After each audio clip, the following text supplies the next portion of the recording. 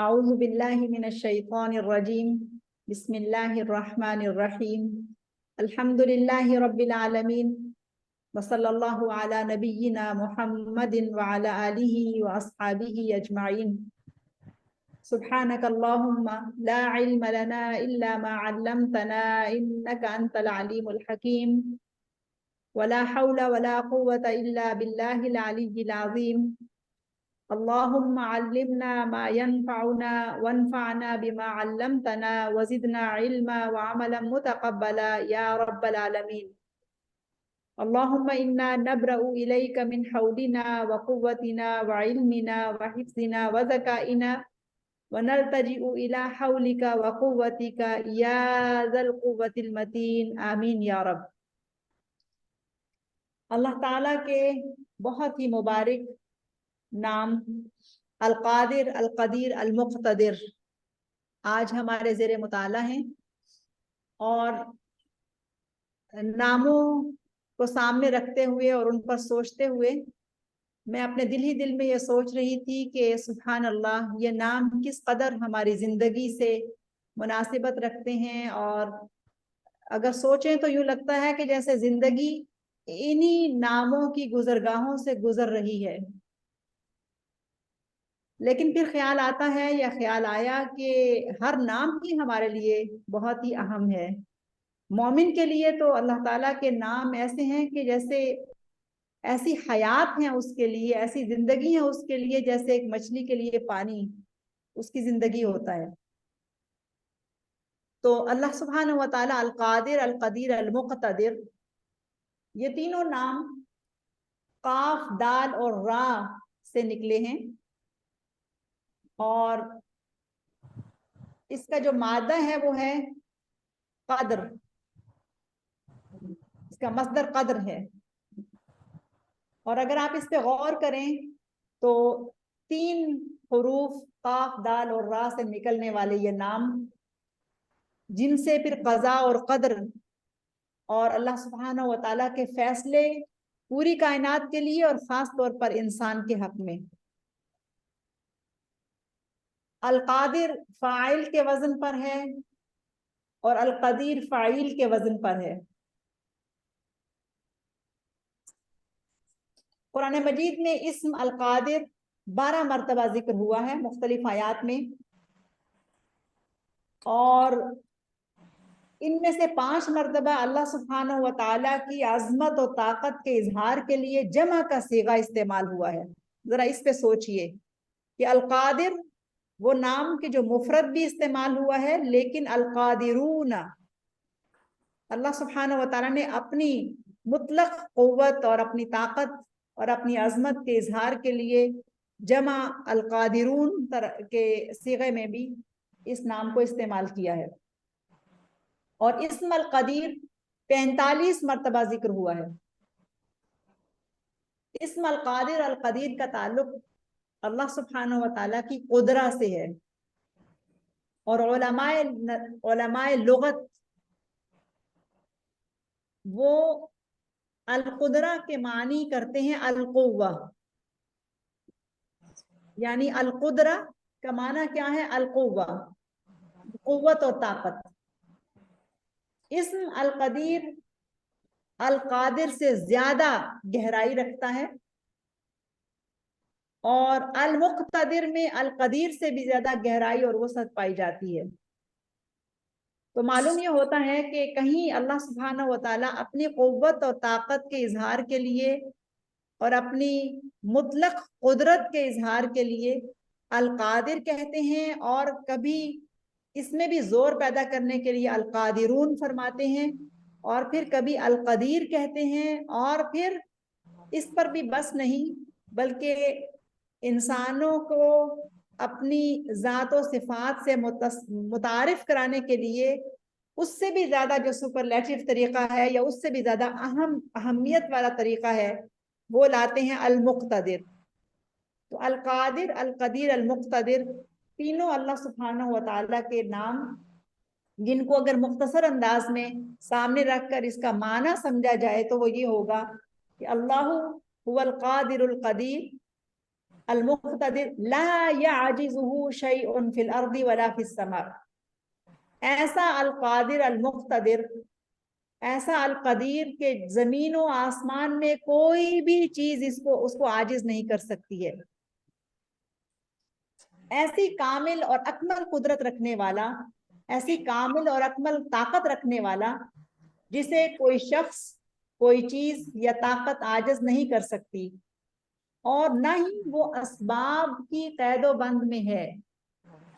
اسباب اس کی قید و بند میں ہے، اسباب اس کی مٹھی میں ہے، لیکن وہ کسی سبب کی یا کسی ریزن کی قید و بند میں نہیں ہے. وہ ایسا القادر القدیر جو اپنے فیصلوں کو نافذ کرنے میں مکمل آزاد ہے اور ان کو نافذ کرنے کی بھرپور قوت بھی رکھتا ہے، اور اپنی قدرت کاملہ اور حکمت بالغہ سے نظام کائنات کو سنبھالے ہوئے ہے. یہاں میں نے دو لفظ کہے ہیں، قدرت کاملہ اور حکمت بالغہ. یہ جو نام ہیں، تینوں نام جو ہمارے زیر مطالعہ ہیں اس وقت، ان سے پہلے ہم نے اسم العلیم پڑھا اور اس کے بعد ہم اسم الحکیم پڑھیں گے. تو یہ گویا ایک گلدستہ ہے کہ جس میں چنے ہوئے پھول ایک دوسرے کے حسن کو تقویت دیتے ہیں، ایک دوسرے کے حسن کو نکھارتے ہیں، اور مکمل نہیں ہوتے جب تک کہ دوسرا اس کے ساتھ نہ ہو. جیسے اللہ تعالیٰ کے نام القادر القدیر کو سمجھنے کے لیے اس کے نام العلیم کو سمجھنا ضروری ہے، اور ایسے ہی اس کے نام القادر القدیر المقتدر کو سمجھنے کے لیے اس کے نام الحکیم کو سمجھنا ضروری ہے. تو اسی بنا پر میں نے یہ لفظ کہے کہ اپنی قدرت کاملہ اور اپنی حکمت بالغہ سے وہ کائنات کا انتظام سنبھالے ہوئے ہے.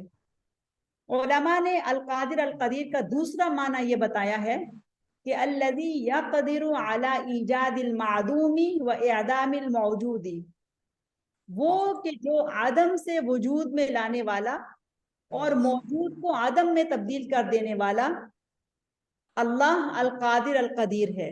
یعنی جب کچھ بھی نہیں ہوتا تو وہ چیزوں کو عدم میں لے آتا ہے، انسانوں کو عدم سے وجود میں لے آتا ہے. جب کچھ بھی نہیں ہے تو وہ وجود بخشتا ہے، اور جب کچھ ہوتا ہے تو پھر اس کو عدم کی طرف لے جاتا ہے، یعنی اس کو مٹا دیتا ہے اور اس کو ختم کر دینے پر قادر ہے.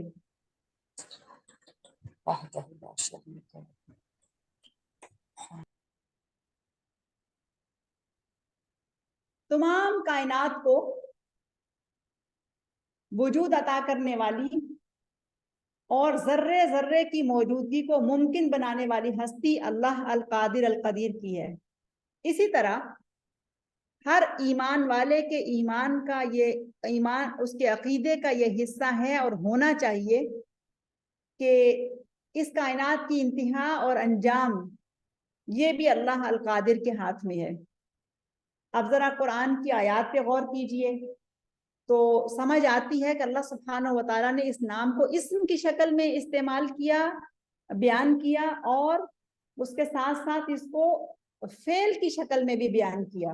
مثلا سورہ المرسلات میں اللہ تعالیٰ فرماتے ہیں کہ فَقَدَرْنَا فَنِعْمَ الْقَادِرُونَ، تو دیکھو ہم اس پر قادر تھے، بس ہم بہت ہی اچھی قدرت رکھنے والے ہیں. فَقَدَرْنَا فَنِعْمَ الْقَادِرُونَ، کیا ہی خوب ہیں ہم قدرت رکھنے والے.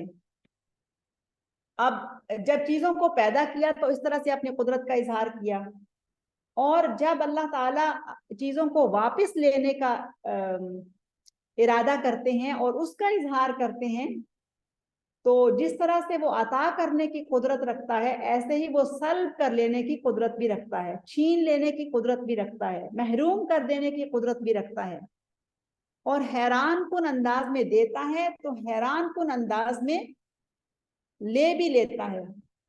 اور انسانوں کو تعجب ہوتا ہے اس پر کہ اس نے کیسے لے لیا، اس نے کیسے محروم کر دیا. اور اسی کیفیت کا ذکر جس کو میں نے ابھی لفظوں میں بیان کیا، اللہ سبحانہ و تعالیٰ سورہ المؤمنون میں فرماتے ہیں وَإِنَّا عَلَى ذَهَابٍ بِهِ لَقَادِرُونَ، وَإِنَّا عَلَى ذَهَابٍ بِهِ لَقَادِرُونَ، اور ہم جس طرح چاہیں اسے غائب کر سکتے ہیں، جس طرح چاہیں اسے ختم کر سکتے ہیں. پھر اللہ سبحانہ و تعالیٰ ان دونوں قدرتوں کو بیان کرنے کے ساتھ ساتھ یہ بھی بتاتے ہیں کہ سزا دینے پر بھی مکمل قدرت رکھنے والا اللہ سبحانہ و تعالی القادر القدیر ہے۔ اور یہ آیت ہے سورہ الانعام کی، فرمایا قل هو القادر على ان يبعث عليكم عذابا من فوقكم او من تحت ارجلكم او يلبسكم شيعا ويذيق بعضكم بأس بعض انظر كيف نصرف الآيات لعلهم يفقهون۔ کہو وہ اس پر قادر ہے کہ تم پر کوئی عذاب اوپر سے نازل کر دے یا تمہارے قدموں کے نیچے سے برپا کر دے یا تمہیں گروہوں میں تقسیم کر کے ایک گروہ کا دوسرے گروہ کو کی طاقت کا مزہ چکھا دے۔ دیکھو ہم کس طرح بار بار مختلف طریقوں سے اپنی نشانیاں ان کے سامنے پیش کرتے رہے ہیں، شاید کہ یہ حقیقت کو سمجھ لیں۔ اگلا نقطہ ہے کہ وہ موت پر قادر ہے اور موت کے بعد زندگی دینے پر بھی قادر ہے۔ اور یہاں پر بھی اللہ سبحانہ و تعالیٰ جب اس کا ذکر کرتے ہیں تو یہی مادہ سے، اسی مادہ سے یہ فعل یہاں پر آتا ہے اور یہاں اسم استعمال ہوتا ہے۔ الیس ذالک بقادر علی ان یحیی الموتى، کیا یہ سورہ القیامہ کی آیت ہے، کیا وہ خالق اسے دوبارہ پیدا کرنے پر قادر نہیں ہے؟ کیا وہ اس پر قادر نہیں ہے کہ مرنے کے بعد ان کو پھر سے زندہ کر دے؟ اور سورہ الطارق میں فرمایا کہ انہو علی رجعہ لقادر، یقیناً وہ اسے دوبارہ پیدا کرنے پر قادر ہے۔ پھر سورہ الاحقاف میں فرمایا کہ اولم یروا ان اللہ الذی خلق السماوات والارض ولم یعی بخلقہن بقادر علی ان یحیی الموتى بلا انہو علی کل شیء قدیر۔ دیکھیے یہاں پر قادر نام آ رہا ہے، بقادر علی ان یحیی الموتى، اور پھر القدیر بھی آیا ہے، ایک ہی آیت میں دو نام آ گئے۔ اور کیا ان لوگوں کو یہ سجائی نہیں دیتا کہ جس اللہ نے یہ زمین اور آسمان پیدا کیے اور ان کو بناتے ہوئے وہ نہ تھکا، وہ ضرور اس پر قادر ہے کہ مردوں کو زندہ کرے، کیوں نہیں، یقیناً وہ ہر چیز پر قدرت رکھتا ہے۔ پھر سورہ الاسراء کی ایک آیت آپ کے سامنے رکھتی ہوں، اس پر بھی غور کیجئے۔ اولم یروا ان اللہ الذی خلق السماوات والارض قادر علی ان یخلق مثلهم وجعل لهم اجلا لا ریب فیہ فابى الظالمون الا کفورا۔ کیا ان کو یہ نہ سوجھا کہ جس اللہ نے زمین اور آسمانوں کو پیدا کیا ہے وہ ان جیسوں کو پیدا کرنے کی ضرور قدرت رکھتا ہے، اس نے ان کے حشر کے لیے ایک وقت مقرر کر رکھا ہے جس کا آنا یقینی ہے، مگر ظالموں کو اصرار ہے کہ وہ اس کا انکار ہی کرتے رہیں گے۔ پھر دیکھیے حشر کے روز سب کو جمع کرنے کی قدرت اور طاقت رکھنے والا، وہاں پر بھی اس نام کو لایا گیا، اینما تکونوا یأتی بکم اللہ جمیعا ان اللہ علی کل شیء قدیر۔ جہاں کہیں بھی تم ہوگے اللہ تمہیں لے آئے گا، اس میں کوئی شک نہیں کہ اللہ ہر چیز پر قادر ہے۔ تو یہ وہ آیات میں نے آپ کے سامنے مختلف منظر پیش کرنے والی رکھی ہیں کہ جس میں اللہ تعالیٰ کا نام القادر اور القدیر آیا ہے۔ اب ہم دیکھتے ہیں کہ المقتدر یہ کس طرح سے قرآن مجید میں استعمال ہوا ہے اور کیا تعارف ہمیں دے رہا ہے۔ اسم المقتدر 4 مقامات پر ذکر ہوا ہے، اور جہاں اسم المقتدر آتا ہے تو وہاں یہ بیان کرنا مقصود ہوتا ہے کہ اللہ سبحانہ و تعالی کے مطلق علم، اس کی تقدیر، مکمل اختیار اور کاریگری میں وہ یکتا ہے اور بہترین قدرت رکھنے والا ہے۔ بظاہر یہ سب نام ایک ہی مادہ سے نکلنے والے ہیں، لیکن اوزان کے مختلف ہونے سے معنی میں بھی بہت وسعت پیدا ہو جاتی ہے۔ تو اہل علم کے نزدیک المقتدر القدیر سے اور القادر سے زیادہ وسیع اور جامعیت رکھنے والا نام ہے، اور بعض اہل علم کے مطابق القادر القدیر اللہ سبحانہ و تعالیٰ کی مطلق قوت اور طاقت کا اظہار ہے، مگر جب المقتدر کہا جائے تو اس کا معنی اس کے مطلق علم، اندازے، کاریگری اور صناعی کی طاقت کا اظہار ہے۔ اب ان لفظوں پہ غور کیجئے گا کہ یعنی المقتدر کا ذکر جب جن آیات میں آ رہا ہے وہاں اللہ تعالیٰ کے اس حکم کو، اس آیت کو پڑھتے ہوئے اسم المقتدر کے ساتھ اس آیت کو سمجھیے تو سمجھ آئے گی کہ یہاں مراد دراصل اس کے مطلق علم یعنی ایبسلوٹ نالج اور اس کا اندازہ اور اس کی کاریگری اور اس کی صناعی، اس کی طاقت کا اظہار ہو رہا ہے۔ تو اسم المقتدر کا جو پہلا معنی ہے وہ ہے کہ المقتدر عظیم القدرتی المسیطر بقدرتہ البالغ علی خلقہ المتمکن بسلطانہ۔ سبحان اللہ، کیا عجب ٹرانسلیشن کی ہے اور وضاحت کی ہے علماء نے المقتدر نام کی۔ وہ کہتے ہیں کہ المقتدر وہ زبردست اندازے والا جسے مخلوقات پر مکمل غلبہ اور دسترس حاصل ہے، اور وہ قوت اور اقتدار کی مسند پر متمکن ہے، جلوہ افروز ہے۔ اور اسم المقتدر کا دوسرا مفہوم یہ بتایا گیا ہے کہ میں ترجمہ آپ کو سنا دیتی ہوں۔ المقتدر وہ ہستی جو مخلوقات کی بہترین انداز میں تدبیر اور ایسی نہج پر ان کی تقدیر مقرر کرنے کی قدرت رکھتی ہے کہ اس طرح کی تقدیر مقرر کرنا اللہ المقتدر کے سوا کسی کے بس میں نہیں ہے۔ یہ جو معنی ہے دوسرے معنی سے زیادہ اہم ہے اس لحاظ سے کہ جب ہم قضاء اور قدر کی بات کرتے ہیں، تقدیر کی بات کرتے ہیں، انسانوں کی تقدیر کی بات کرتے ہیں، تو اسم المقتدر کے اندر چھپا ہوا یہ معنی سمجھنے کی ضرورت ہے۔ میں پھر اس کے نقطے آپ کے سامنے رکھتی ہوں کہ المقتدر وہ ہستی ہے جو مخلوقات کی بہترین انداز میں تدبیر کرتا ہے اور ایسے طریقے سے ان کی تقدیر مقرر کرتا ہے کہ جس طرح کی تقدیر مقرر کرنا اس کے علاوہ کسی کے بس میں نہیں ہے۔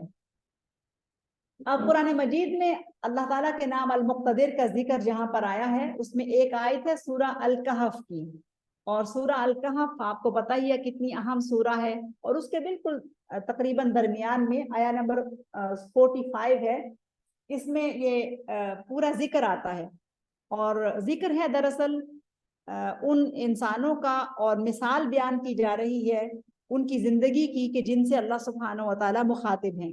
فرمایا وَاضْرِبْ لَهُمْ مَثَلَ الْحَيَاةِ الدُّنْيَا، یعنی ان کے سامنے دنیا کی زندگی کی مثال بیان کرو۔ اس کی مثال ایسی ہے کَمَاءٍ أَنزَلْنَاهُ مِنَ السَّمَاءِ، کہ آج جیسے ہم نے آسمان سے پانی برسایا، فَاخْتَلَطَ بِهِ نَبَاتُ الْأَرْضِ، اب اس پانی سے زمین کی پود خوب گھنی ہو گئی، یعنی زمین کی جو پیداوار ہے بہت اچھی ہو گئی۔ فَأَصْبَحَ حَشِيمًا، تو کیا ہوا کہ وہی نباتات جو ہیں وہ ایک دم سے بھس بن کر رہ گئی۔ تَذْرُوهُ الرِّيَاحُ، جسے ہوائیں اڑائے لیے پھرتی ہیں۔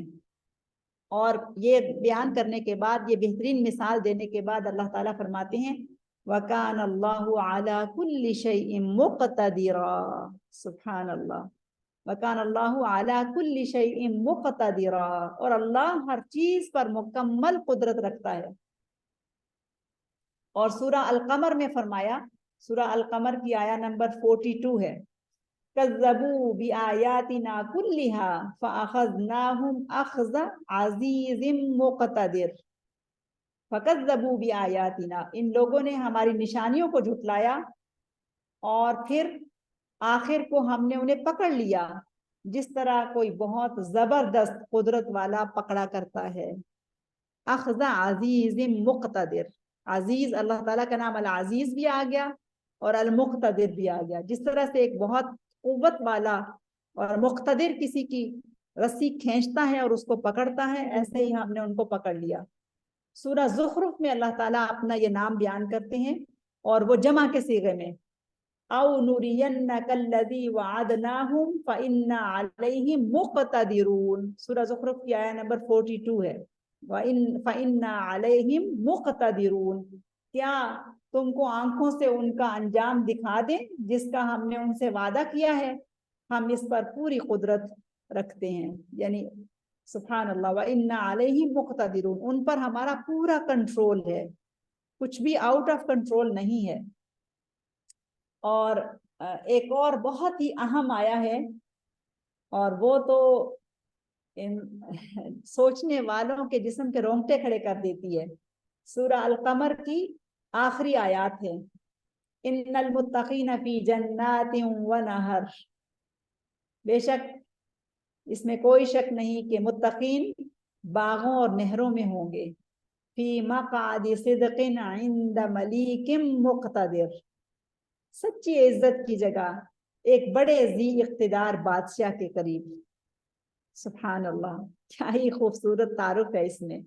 اور متقین کے ذکر کے ساتھ یہاں اللہ تعالیٰ نے اپنا نام ملیک اور مقتدر ذکر کیا ہے۔ ملیک یعنی ملک سے، اور مقتدر،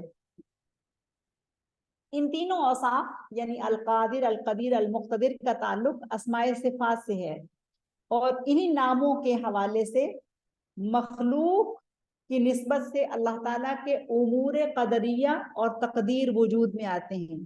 میں پھر سے اس جملے کو دہراتی ہوں کہ یہ جو امور قدریہ ہیں، یعنی قضاء اور قدر ہے اور تقدیر ہے، جیسے ہم کہتے ہیں کہ ہر انسان کی تقدیر لکھ دی گئی، تو یہ سب جو امور ہیں ان کا تعلق ان ناموں کے ساتھ ہے۔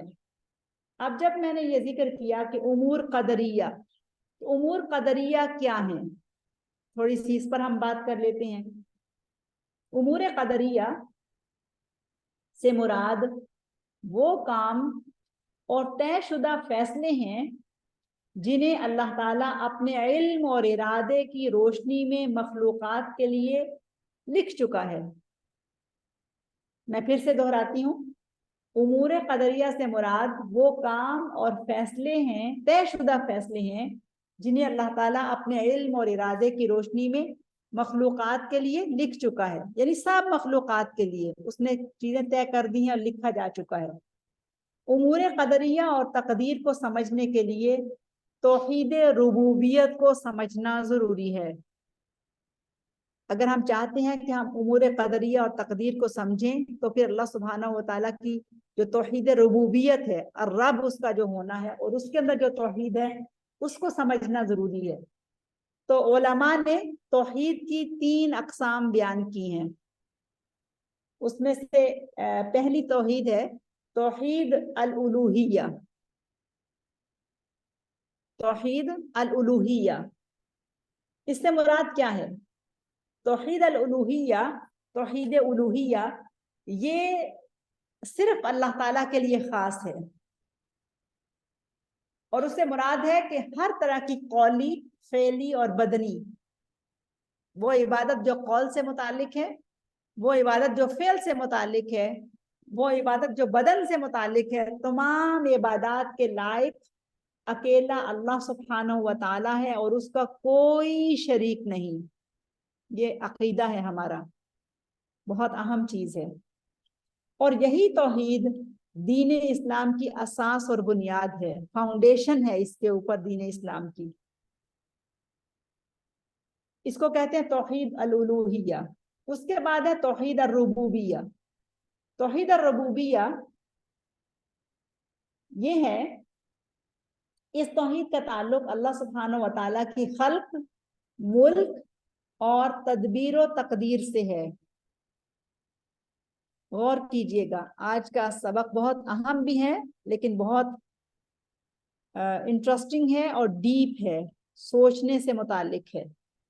تو دوسری چیز جو میں نے آپ کو بتائی ہے وہ بتائی ہے توحید الربوبیہ۔ اس توحید کا تعلق اللہ سبحانہ و تعالیٰ کے خلق یعنی تمام مخلوقات، ملک یعنی اس کی جو کنگڈم ہے اس میں، اور اس کی تدبیر و تقدیر سے متعلق ہے۔ اور اس سے مراد یہ ہے کہ ہر مومن کو یہ عقیدہ رکھنا چاہیے، اور اس کا عقیدہ بہت پختہ ہونا چاہیے کہ اللہ تعالیٰ تمام اشیاء کا رب، مالک، خالق، رازق، متصرف، اور اکیلا تمام اشیاء کی تدبیر کرنے والا ہے۔ یعنی اس کی تمام اسماء جو ہے نا، اس کی توحید ربوبیت جو ہے اس کو مان لیا جائے۔ توحید ربوبیت کیا ہے؟ کہ وہی مالک ہے، وہی خالق ہے، وہی رزق دینے والا ہے، وہی چیزوں کو الٹ پھیر کرنے والا ہے، وہی زندگی اور موت دینے والا ہے، اکیلا ہے، تمام اشیاء کی تدبیر کرنے والا وہ اکیلا ہے، کوئی اس کا شریک نہیں ہے۔ اور قضاء اور قدر کا تعلق صفات ربوبیت سے ہے، جیسا کہ پہلے بھی میں نے ذکر کیا قضا اور قدر کا تعلق یہ ان صفات سے ہے کہ جو صفات ربوبیت کہلاتی ہیں۔ تیسری جو قسم ہے توحید کی وہ ہے توحید الاسماء والصفات۔ اس توحید کا تعلق اللہ تعالیٰ کے ناموں اور صفات سے ہے۔ قرآن مجید میں مذکور اللہ سبحانہ و تعالیٰ کے اسماء حسنی اور اس کی صفات اولا یعنی اس کی بلند صفات کے بارے میں اس کی وحدانیت کا اقرار کرنا اور ان کے معنی اور احکام پر ایمان لانا لازم ہے۔ توحید اسماء و صفات سے کیا مطلب ہوا کہ کوئی بھی شخص جو اللہ تعالیٰ پر ایمان لاتا ہے لیکن وہ یہ نہیں مانتا کہ اس کے جو صفات ہیں اس کو وہ جھٹلا دے اور کہے کہ نہیں اس کا کوئی صفاتی نام نہیں ہے، تو یہ دراصل یہ غلط کام ہے۔ لازم ہے کہ اس کی وحدانیت کا اقرار کرنے کے ساتھ اس کے جو اسماء و معانی ہیں اور جو اس کے احکامات ہیں ان پر ایمان لایا جائے۔ یہ مومن کے ایمان کا حصہ ہے۔ تو یہ تین جو چیزیں میں نے آپ کو بتائی ہیں کہ توحید کی تین اقسام یہ بہت ہی اہم ہیں، اور جب تک ان تینوں اقسام میں سے جو درمیان کی قسم ہے توحید الربوبیہ وہ نہ سمجھ آئے تو امور قدریہ اور تقدیر سمجھے نہیں جا سکتے۔ تو اب توحید ربوبیت کو تھوڑا سا ہم اور کھولتے ہیں اور سمجھنے کی کوشش کرتے ہیں کہ تقدیر کیا ہے۔ اب تقدیر کے لفظ سے ہم واقف ہیں، ہم بولتے بھی رہتے ہیں، لکھتے پڑھتے بھی رہتے ہیں۔ ہم اللہ تعالیٰ کے ان مبارک ناموں کی روشنی میں یہ جاننے کی کوشش کرتے ہیں کہ تقدیر کیا ہے۔ اللہ سبحانہ و تعالیٰ سورہ القمر کی آیہ نمبر 49 میں فرماتے ہیں اِنَّا كُلَّ شَيْءٍ خَلَقْنَاهُ بِقَدَرٍ، ہم نے ہر چیز کو ایک تقدیر کے ساتھ پیدا کیا ہے، ایک اندازے کے ساتھ پیدا کیا ہے۔ جب لفظ اندازہ کہا جاتا ہے نا تو یہاں ایک اردو دان لوگوں کے لیے ایک غلطی یہ ہو جاتی ہے کہ ہمارے ہاں اردو میں جب اندازہ کا لفظ کہا جاتا ہے تو اس میں اندازہ یقیناً علم کی روشنی میں ہوتا ہے، اگر علم نہ ہو تو اندازہ نہیں کیا جا سکتا، لیکن انسان کے اندازے میں غلطی ہو سکتی ہے، کجی ہو سکتی ہے، کمی کوتاہی ہو سکتی ہے۔ یہ یاد رکھیں کہ اللہ تعالیٰ کا نام العلیم ہے اور مطلق علم اس کے پاس ہے اور قدیم علم اس کے پاس ہے اور درست علم اس کے پاس ہے۔ اللہ سبحانہ و تعالیٰ کے لیے ہم جو لفظ اردو میں ترجمہ کرتے ہوئے استعمال کرتے ہیں اندازہ، تو اس کا مطلب یہ ہے کہ اس کے اندازے میں کہیں کوئی جھول نہیں، اس کے اندازے میں کہیں کوئی کمی بیشی نہیں، کہیں کوئی غلطی نہیں، کہیں کوئی کوتاہی نہیں ہے، اس کا اندازہ پرفیکٹ ہے۔ تو اردو میں ترجمہ کرتے ہوئے جب ہم تقدیر کا معنی اندازہ کرتے ہیں تو ہمیں اس بات کو سمجھنا ہے کہ اندازے کا درست مفہوم کیا ہے۔ تقدیر کا درست مفہوم یہ ہے کہ اللہ تعالیٰ نے ہر چیز کو ایک تقدیر کے ساتھ پیدا کیا ہے، اور یہ تو اللہ تعالیٰ کے اس حکم سے بات واضح ہو رہی ہے اِنَّا كُلَّ شَيْءٍ خَلَقْنَاهُ بِقَدَرٍ، ہم نے ہر چیز کو تقدیر کے ساتھ، قدر کے ساتھ پیدا کیا ہے۔ اور عبداللہ ابن عمر رضی اللہ عنہما روایت کرتے ہیں کہ رسول اللہ صلی اللہ علیہ وسلم نے فرمایا کہ کتب اللہ مقادیر الخلائق قبل ان یخلق السماوات والارض ب50 الف سنۃ وعرشہ علی الماء۔ یہ صحیح مسلم کی حدیث ہے۔ وہ کہتے ہیں کہ اللہ سبحانہ و تعالی اپنے علم کی روشنی میں تمام مخلوقات کی مقادیر یعنی ان کی تقدیریں زمین و آسمان کی پیدائش سے 50,000 قبل لکھ چکا تھا، جبکہ اس کا عرش پانی پر تھا۔ یعنی انسانوں کی اور انسانوں کے علاوہ دیگر مخلوقات کی مقادیر جو ہیں ان کی جو تقدیریں ہیں وہ لکھی جا چکی ہیں۔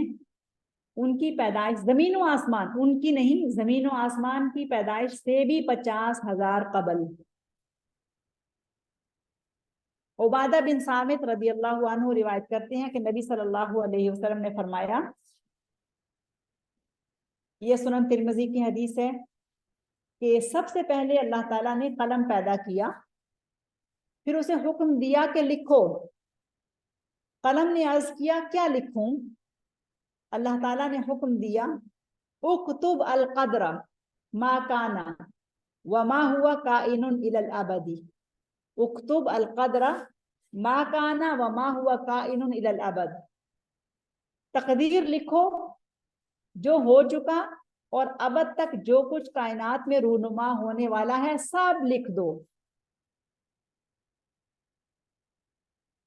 تو یہ تو معلوم ہوا کہ تقدیر کیا ہے، اس کا جواب یہ ہو گیا۔ اب ہم دیکھتے ہیں کہ تقدیر کا معنی کیا ہے۔ تقدیر کا لغوی معنی پختہ علم کی روشنی میں اندازہ کرنا، وزن کرنا، طے کرنا، پیمائش کرنا اور مقرر کرنا۔ یہ سامنے رکھیے گا کہ پختہ علم کی روشنی میں، یہ ہے اس کا لغوی معنی۔ اور شریعت کی اصطلاح میں اصطلاحی معنی جو ہے تقدیر کا وہ ہے کہ اللہ القادر القدیر المقتدر کی قضاء و قدر، یعنی اس کا علم، فیصلہ اور پلاننگ۔ علم، فیصلہ اور پلاننگ۔ تقدیر کیا ہے؟ تقدیر دراصل اللہ سبحانہ و تعالیٰ کا فیصلہ ہے۔ تقدیر کا معنی کیا ہے؟ اللہ سبحانہ و تعالیٰ کا علم، فیصلہ اور اس کی پلاننگ۔ کائنات کی ہر چھوٹی بڑی، اچھی یا بری، ہر چیز اللہ سبحانہ و تعالیٰ کے ارادہ سے وجود میں آئی ہے، جسے وہ اپنے پہلے سے موجود ازلی، قطعی، محیط اور مطلق علم کی بنا پر جانتا ہے اور لکھوا چکا ہے۔ یہ جملہ بھی بہت اہم ہے اور ہیوی ہے، اور اس کا ہر نقطہ ہمارے عقیدہ سے متعلق ہے، اس کو سمجھنا ضروری ہے۔ کائنات کی ہر چھوٹی بڑی، اچھی بری چیز، ہم سب اس میں شامل ہیں، ہماری زندگیاں اس میں شامل ہیں، ہمارا ماضی، حال اور مستقبل اس میں شامل ہے۔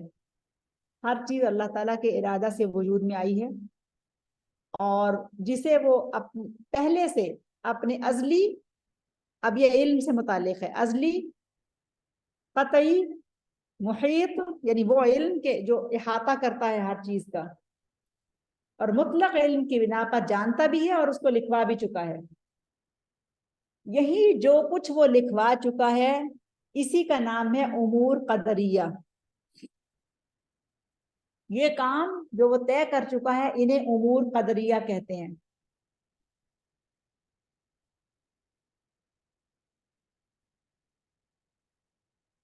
اب میں پھر سے آپ کے سامنے یہ بات رکھ رہی ہوں کہ یہ بات ذہن میں رہے کہ جب ہم اردو میں اس کا ترجمہ پڑھتے ہیں اندازہ، تو اس کا معنی کافی حد تک مختلف ہو جاتا ہے۔ اگرچہ اندازہ علم کی روشنی کا محتاج ہوتا ہے، مگر انسان کا علم ناقص ہے، اس لیے اس کا اندازہ بھی ناقص اور غلط ہو سکتا ہے۔ مگر اللہ القدیر کا اندازہ اور قدر اس کے علم سابق اور علم قدیم کی بنا پر ہے، اور کبھی ناقص یا غلط نہیں ہو سکتا۔ یہ بھی ہمیں پتہ ہونا چاہیے کہ تقدیر کے موضوع پر زیادہ گفتگو کرنے سے منع کیا گیا ہے۔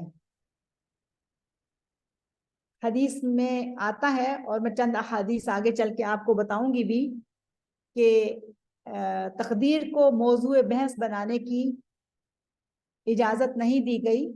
بہت گہرائی میں جا کے اس پر ڈسکس کرنا، اور جو چیز نہیں بھی سمجھ آ رہی اس پر اندازے لگانا اور اپنے علم کا اظہار کرنا، یہ پسندیدہ چیز نہیں ہے۔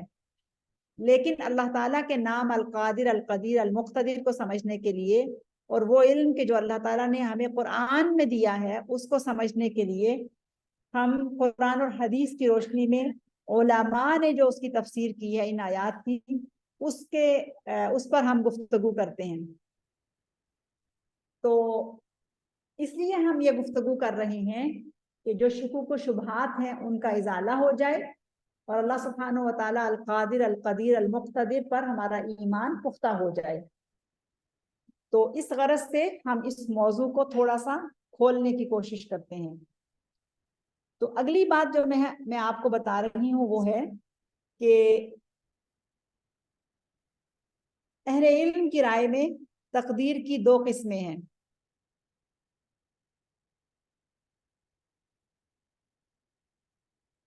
ایک ہے تقدیر مبرم اور ایک ہے تقدیر معلق. تقدیر مبرم کس کو کہتے ہیں؟ تقدیر مبرم ہے مخلوق سے متعلق اللہ القادر القدیر کے ایسے اٹل فیصلے جو بدل نہیں سکتے، اس کو کہتے ہیں تقدیر مبرم. جیسے کسی کی پیدائش، اگر اللہ تعالیٰ کسی کی پیدائش کا فیصلہ کر چکے ہیں تو وہ فیصلہ منسوخ نہیں ہوگا. اس کا مطلب یہ نہیں کہ اللہ تعالیٰ چاہیں تو یعنی اس کو منسوخ نہیں کر سکتے، یہ بات نہیں ہے. وہ چاہے تو کر سکتا ہے، لیکن اس کی قضاء اور قدر کے تحت یہ بات سمجھنی چاہیے کہ تقدیر مبرم اس کو کہتے ہیں کہ جس کو وہ طے کر چکا ہے، جس کو وہ کینسل کرنے والا نہیں ہے. مثلا کسی کی پیدائش اور کسی کی موت. اب اگر کوئی پیدا ہوا ہے تو اس کو مرنا بھی ہے، زندگی چاہے اس کی کتنی بھی ہو، تھوڑی یا کم، لیکن یہ طے ہے کہ جس کسی کو بھی پیدائش ہوئی، جس کو زندگی ملی، اس کو موت کے دروازے سے گزرنا ہے، اور یہ تقدیر اٹل ہے. اسی لیے اس کی تائید میں قرآن مجید بار بار ہمیں بتاتا ہے کہ کل نفس ذائقۃ الموت. یہ دراصل تقدیر کا بیان ہے اس آیت کے اندر، جس کو ہم پڑھتے رہتے ہیں، بیان کرتے رہتے ہیں، سنتے رہتے ہیں. یہ دراصل اللہ سبحانہ و تعالیٰ کی تقدیر سے متعلق ہے. یہ اس کے نام القادر القدیر سے متعلق ہے. یہ اس کا اظہار ہے، یہ اس کی تفسیر ہے. کل نفس ذائقۃ الموت. کوئی بادشاہ ہو یا کوئی گدھا ہو، کوئی پیغمبر ہو یا کوئی ولی ہو، کوئی عورت ہو یا کوئی بچہ ہو، بوڑھا ہو، ہر کسی کو موت کے دروازے سے گزرنا ہے. یہ تقدیر قطعی ہے، مبرم. اور اسی طرح سے یہ بھی تقدیر مبرم ہے کہ موت کا وقت وہ آگے پیچھے نہیں ہو سکتا. موت بھی نہیں ٹال سکتی اور موت کا وقت بھی تقدیر مبرم سے ہے، وہ آگے پیچھے نہیں ہو سکتا. کوئی کسی کی زندگی کو بڑھا نہیں سکتا، کوئی کسی کی زندگی کو گھٹا نہیں سکتا. اسی طرح سے بیماری بھی تقدیر مبرم کا حصہ ہے. اور کسی قوم کی ہلاکت کا فیصلہ اگر اللہ تعالیٰ کر لے تو وہ بھی اس کی تقدیر مبرم کا حصہ ہے. یعنی انسان انفرادی ہو تو بھی یا اجتماعی قوم ہو تو بھی اللہ سبحانہ و تعالیٰ کی یہ تقدیر مبرم ہے. تقدیر معلق کیا ہے؟ تقدیر معلق کی بھی 2 اقسام ہیں، اور تقدیر معلق کی ڈیفینیشن یہ ہے کہ وہ تقدیر کے جو تبدیل ہو سکتی ہے. میں نے ابھی آپ کو بتایا کہ تقدیر مبرم وہ تقدیر ہے جو نہیں بدل سکتی، اور تقدیر معلق وہ ہے کہ جو تبدیل ہو سکتی ہے، لیکن اس کی بھی 2 قسمیں ہیں. اس میں سے پہلی قسم یہ ہے کہ وہ تقدیر جو انسان کے عمل کے موافق ہے، انسان کے عمل کے موافق ہے. یعنی اللہ تعالیٰ کے ہاں یہ لکھا ہوا ہے.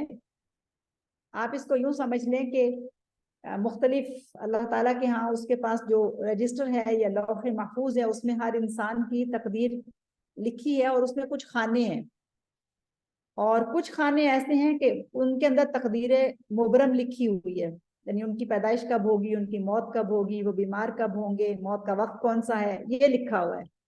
کچھ خانے ایسے ہیں کہ جس میں لکھا ہے کہ یہ تقدیر دراصل انسان کے عمل سے موافقت رکھتی ہے، عمل کے مطابق ہے. یہ اس کے اعمال اور افعال سے متعلق ہے. تقدیر کا یہ حصہ انسان کی محنت اور کوشش اور حسن کارکردگی پر موقوف ہے. یہ تقدیر انسان خود بناتا ہے.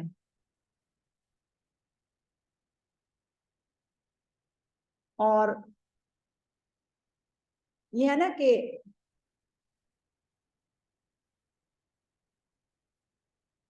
اللہ سبحانہ و تعالیٰ اپنی مرضی اور مشیت سے کسی انسان کی کوشش و محنت، حسن نیت، اخلاص، دوا، علاج، اس کی صالحیت اور صلاحیت، یہ دو لفظ ہیں، اس کی صالحیت، صلاحیت، یعنی اس نے اپنے اندر تقوی پیدا کیا، اس نے توبہ کر لی، گناہوں سے باز آ گیا، اور صلاحیت یعنی اللہ تعالیٰ نے اس کو جو قدرتیں دی تھیں، جو صلاحیتیں دی تھیں، ان کو استعمال کرتے ہوئے اس نے اپنی تقدیر بدل دی۔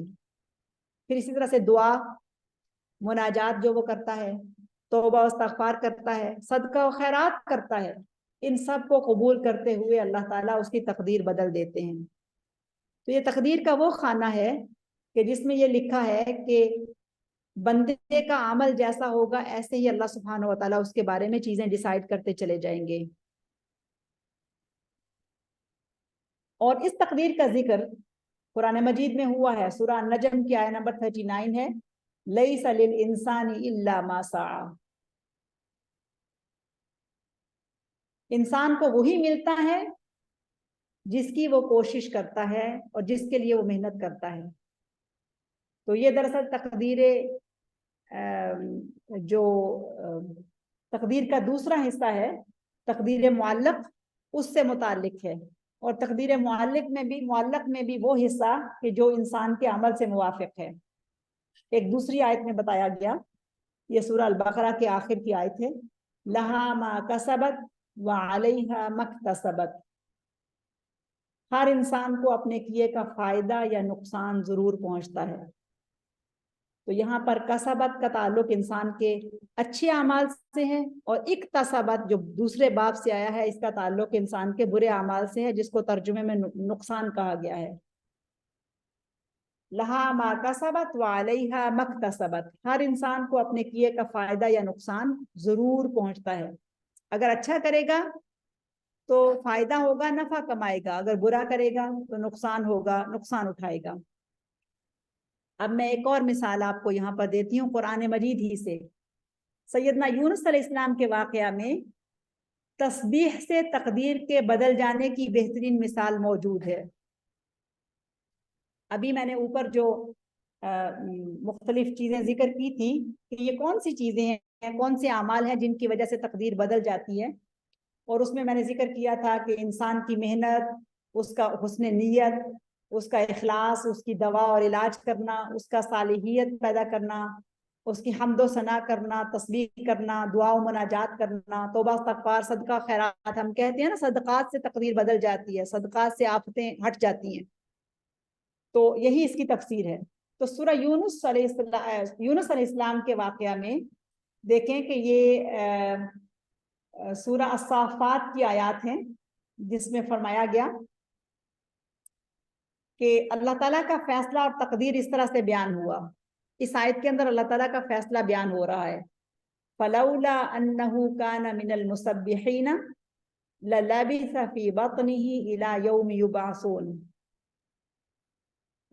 یہ اللہ تعالیٰ کی تقدیر ہے، یہ اس کا فیصلہ ہے۔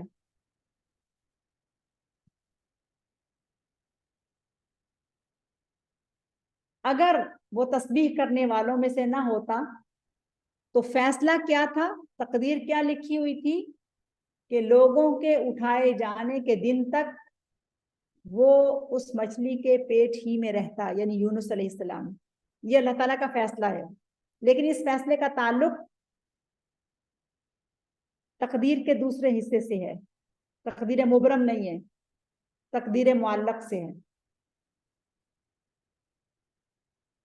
اب قیامت تک مچھلی کے پیٹ میں رہنے کا فیصلہ یعنی تقدیر یونس علیہ السلام کی تسبیح کرنے سے اور غلطی کا اعتراف کرنے سے بدل دیا گیا۔ اب اس کا ذکر سورہ الانبیاء میں ہو رہا ہے، اور یہ بہت ہی اہم آیا ہے، سورہ انبیاء کی آیت نمبر 87، وَظَنُّونِ إِذْ ذَهَبَ مُغَاضِبًا فَظَنَّ أَن لَّن نَّقْدِرَ عَلَيْهِ فَنَادَىٰ فِي الظُّلُمَاتِ أَن لَّا إِلَٰهَ إِلَّا أَنتَ سُبْحَانَكَ إِنِّي كُنتُ مِنَ الظَّالِمِينَ۔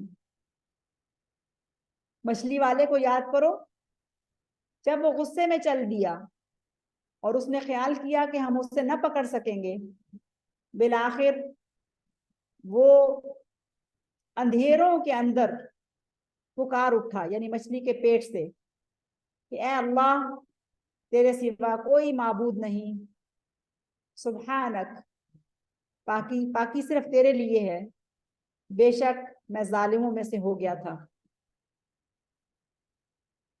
اب اس کا جواب دیکھیے قرآن مجید سے ہی مل رہا ہے، اور جواب مل رہا ہے اللہ تعالیٰ نے ان کے حق میں اپنے فیصلے کو تبدیل کرتے ہوئے فرمایا فَاسْتَجَبْنَا لَهُ وَنَجَّيْنَاهُ مِنَ الْغَمِّ وَكَذَلِكَ نُنْجِي الْمُؤْمِنِينَ، ہم نے اس کی دعا قبول کر لی اور ہم نے اسے غم سے نجات دلائی، اور ہم اہل ایمان کو ایسے ہی نجات دلایا کرتے ہیں۔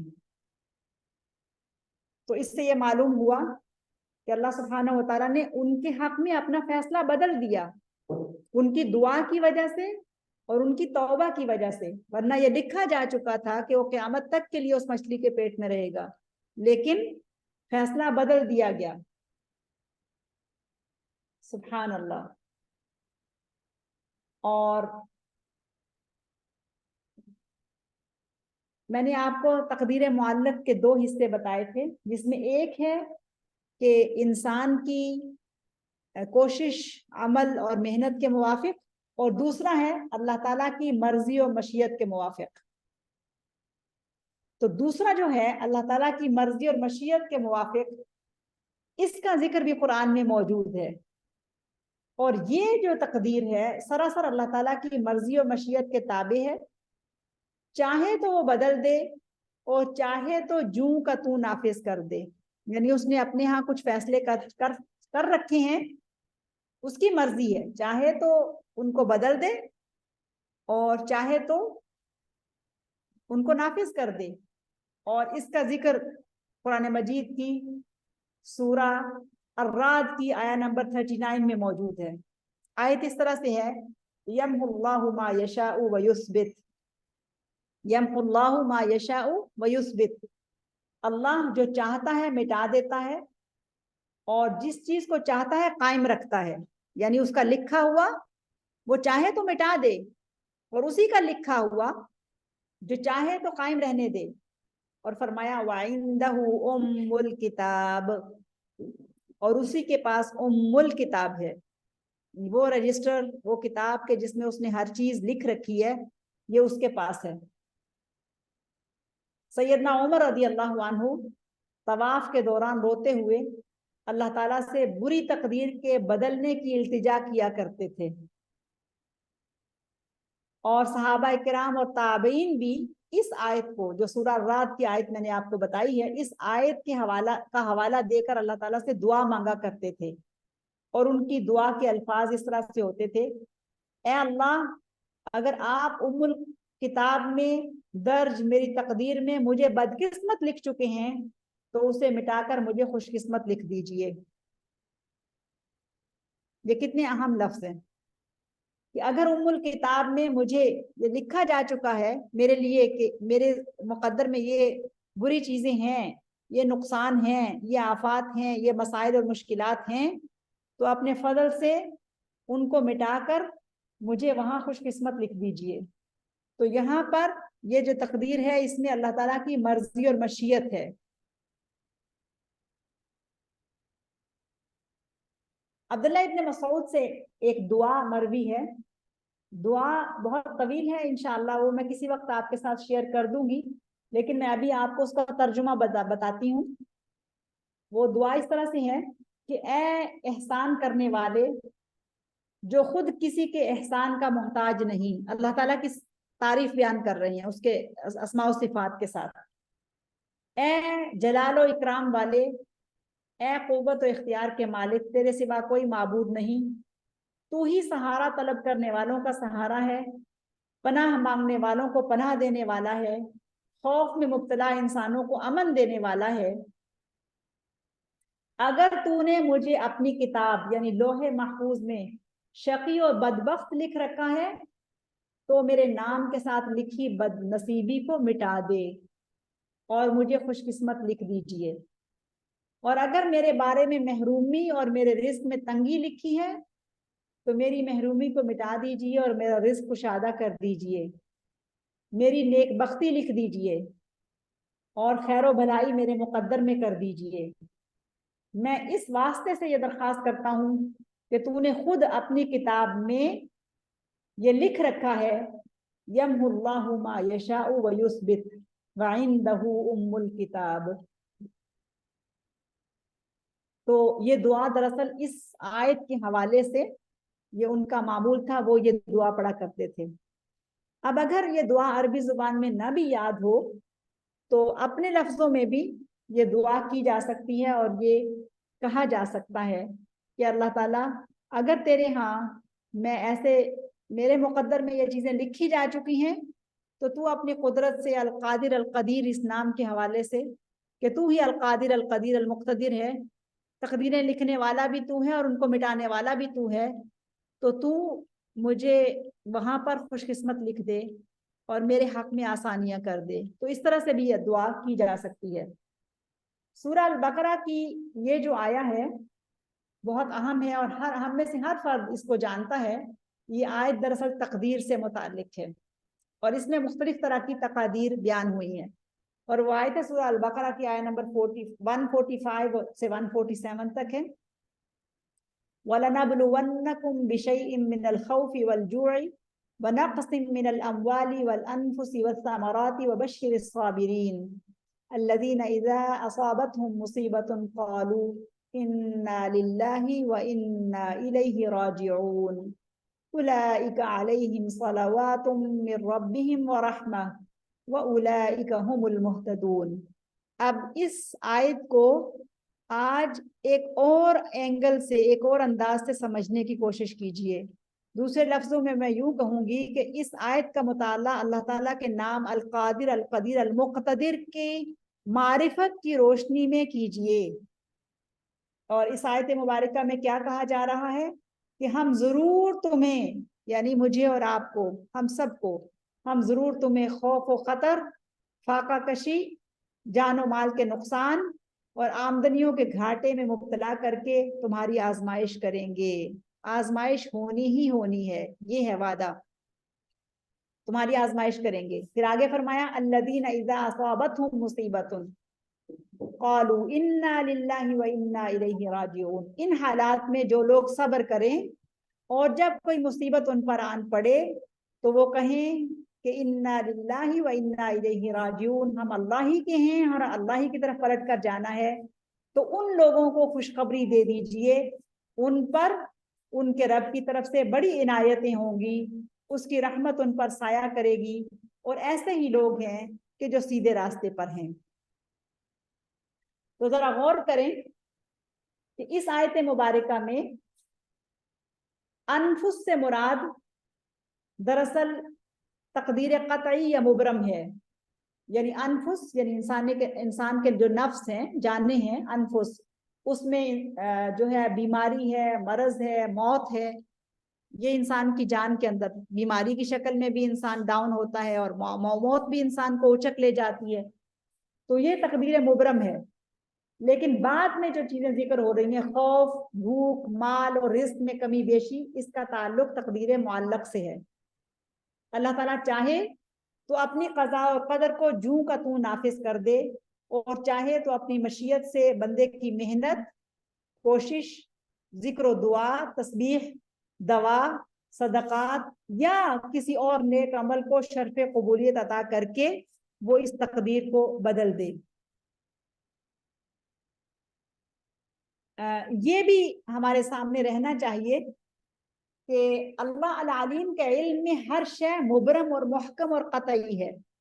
یعنی یہ جو تقسیم ہے یہ اللہ سبحانہ و تعالیٰ کے لیے نہیں ہے کہ اس کے ہاں کچھ فیصلے جو ہیں وہ ان کو جانتا ہے، اور کچھ فیصلے وہ شاید اس پر فیصلہ نہیں کر سکا کہ وہ اس کو نافذ کرے یا نہ کرے۔ ایسا نہیں ہے، ہرگز نہیں ہے، بلکہ ہمارے ایمان اور عقیدے کا یہ حصہ ہونا چاہیے کہ اس کے علم میں تو ہر تقدیر مبرم ہی ہے، ہر تقدیر قطعی ہے، محکم ہے، اس کا ہر کام محکم ہے۔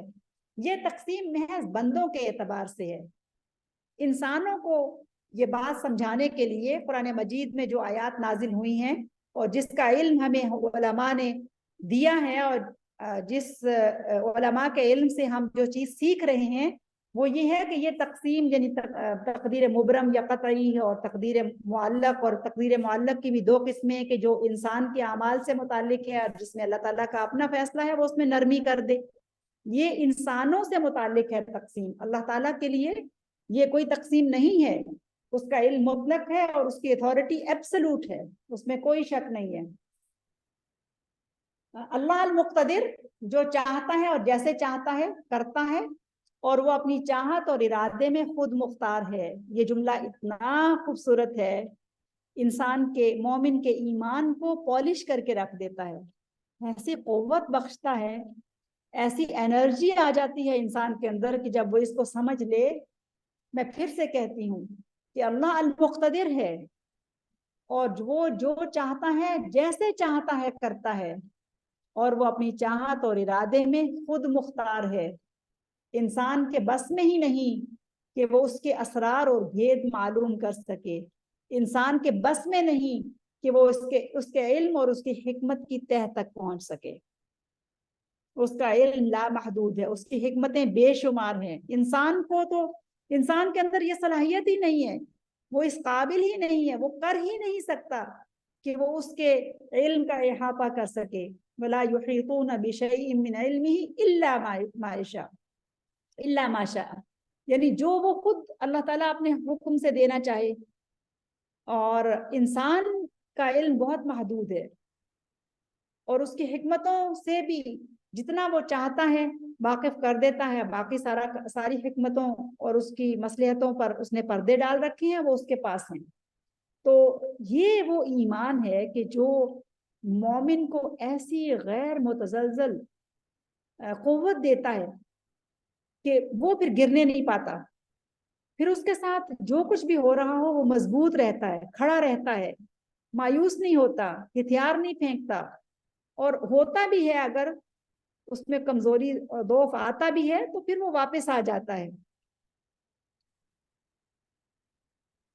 اب میں اپنی بات کو اس طرح سے آگے لے کر چلتی ہوں کہ معلوم یہ ہوا ابھی تک کی گفتگو سے کہ تقدیر ایک سربستہ راز ہے، یعنی یہ ایسی چیز ہے کہ جس کو راز میں رکھا گیا، جس کے اوپر بہت سارے پردے ڈالے گئے ہیں۔ اب اس میں سے کچھ چیزیں ہیں کہ جو انسان کو بتا دی گئی ہیں، لیکن بہت ساری چیزیں ایسی ہیں کہ جو انسان کو نہیں بتائی گئی ہیں، اور اللہ سبحانہ و تعالیٰ نے اس راز سے یا اس علم سے کسی مقرب فرشتے یا کسی نبی کو بھی آگاہ نہیں کیا۔ تو پھر عام انسان کے اس کی حقیقت تک رسائی پانا کیسے ممکن ہو سکتا ہے؟ یہ کچھ ایسے امور ہیں کہ جن کو اللہ تعالیٰ نے فرشتوں کو بھی نہیں بتایا، انبیاء کو بھی نہیں بتایا۔ انبیاء کو بھی وہی علم دیا، اور انبیاء وہی کچھ جانتے ہیں اللہ تعالیٰ نے جو ان کو سکھا دیا، بتا دیا اپنی مرضی سے، وہ فرشتے بھی وہی کچھ جانتے ہیں جتنا اللہ تعالیٰ نے انہیں سکھا دیا۔ اس لیے اس راز کی یعنی تقدیر کے موضوع پر اس کی جستجو کرنا، اس کی کھوج کرید کرنا کسی بھی مومن کے لیے مناسب نہیں ہے۔ اتنا علم لیا جا سکتا ہے جتنا علم قرآن مجید میں دیا گیا اور علماء نے اس کی تفسیر ہمارے سامنے بیان کی ہے۔ تقدیر کی تلاش اور جستجو کی راہ پر چلنا ہلاکت کا باعث ہے۔ البتہ مومن کو اجمالاً تقدیر پر ایمان لانا ضروری ہے،